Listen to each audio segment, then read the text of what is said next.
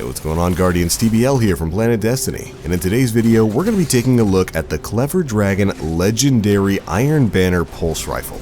And we'll be giving you our thoughts on optimal rolls and how this weapon plays in the overall PvP environment. Alright, let's go ahead and get on into this thing. The Clever Dragon is a legendary pulse rifle that can be obtained from the Iron Banner tournament, either as an in-game drop or a quest or bounty reward. Stat-wise, the Dragon is a versatile pulse rifle in the Grasp of Malak tier with 77 rate of fire and 4 impact, and it has an awful lot of potential in today's Crucible meta. Now, being in this archetype gives the Clever Dragon an optimal time to kill of about 0.8 seconds, meaning you can kill in 3 bursts, so long as you land at least 8 crit shots and 1 body shot. Believe me, with this pulse rifle that isn't difficult at all. First off, let's take a look at how the Clever Dragon stacks up to its main competition, the Grasp of Malak. Comparatively speaking, the Grasp has a slightly higher base range and aim assist value than the Dragon, but a lower base stability, while the min-max values see similar differences between the two.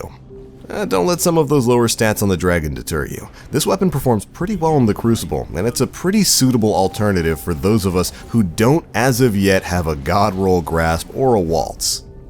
Alright, moving on here, let's take a look at the potential perks on this gun. Now, first up in the sight tree, this gun will have some familiar options. Being an Iron Banner weapon, the Dragon comes stock with the Iron Red Dot, the Iron Warrior Sights, and the Iron Range Scope, which does boost aim assist. In its first top perk tree, the gun is capable of rolling with Perfect Balance, Hammer Forged, Small Bore, and Send It. All great options, really. Now, for me personally, I find the gun's base stability to be more than enough for me to handle its recoil, so extra range isn't a bad option at all. But generally for this archetype of pulse rifle, stability is very important, so the more of it you can get, the better off you'll be. Of course, Perfect Balance is available if you want to squeeze as much stability out of this thing as you can. The second perk tree can roll with Hand-Laid Stock, Injection Mold, Oiled Frame, and Braced Frame. And obviously the best choice there is Oiled Frame. No, it isn't, don't believe that. Never pick Oiled Frame over any of these other options. Pretty much any of the other options here will work, as they all grant a great benefit to stability and will make using this gun even easier. Braced Frame will probably be your best bet, as it doesn't reduce the range stat.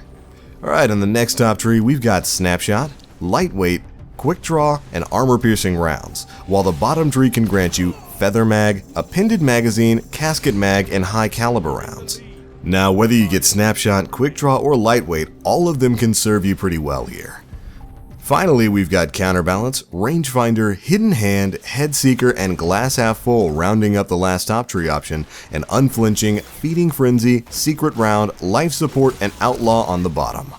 Honestly, there are a lot of really great choices here, but it's hard to beat Counterbalance, Rangefinder, Hidden Hand, or Outlaw. Any of these options will do you a lot of good on this gun. My personal roll came with Send It, Lightweight, and Hidden Hand, and I've been having a pretty decent time with it in the Crucible. Being in this archetype affords the Dragon a pretty competitive time to kill, and its decent stability plus range granted to it by Send It make it a consistent killer in PvP. In its optimal range, the gun will deal about 23 damage to the head, 16 to the body, and like other pulses in this archetype, the fire rate will certainly keep opposing Guardians on their toes, as you can often lace them with shots before they really even have time to react.